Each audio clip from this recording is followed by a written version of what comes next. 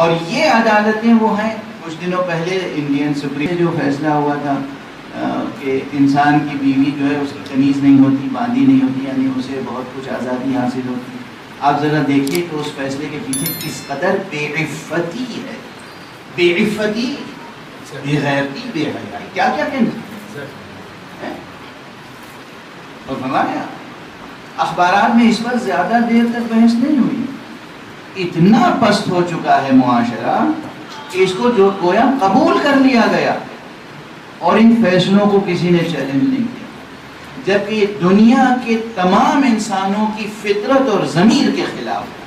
یہ کسی ایک مسلک کا مسئلہ نہیں ہے، یہ کسی ایک دین و مذہب کا کہ اسلام و سنی اور شیعہ اور ہم اور تم نہیں.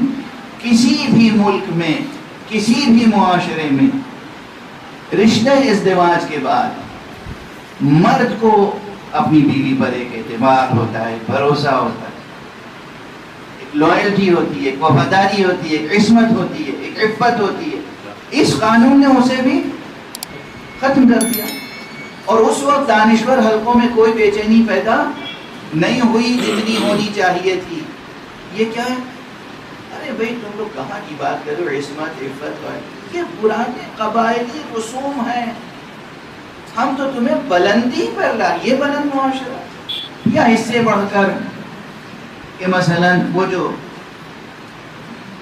بین النساب کو شادیاں ہوتی ہیں، لڑکی نے لڑکی سے شادی کر لی، لڑکے نے لڑکے سے شادی کر لی.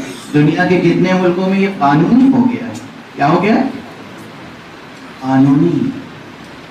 اور یہ ججز کتنی خدمت انسانیت کر رہے ہیں، قربان ہو جائیں گے. سمجھ رہے ہیں؟ عقیدہ توحید سے لے کے اصول دین سے لے کے فروع دین تک، شریعت کے احکام و آداب تک، ہر چیز اس وقت اسلام دشمنوں، دین دشمنوں، انسانیت دشمنوں کی زد پر. یہ خطرہ معمولی نہیں ہے، یہ عنوان، یہ موضوع معمولی نہیں ہے. ہمیں اس عنوان پر مسلسل کام کرتے رہنے کی ضرورت ہے، مسلسل اور ہمہ جہت تفکر کے ساتھ، ہمہ جہت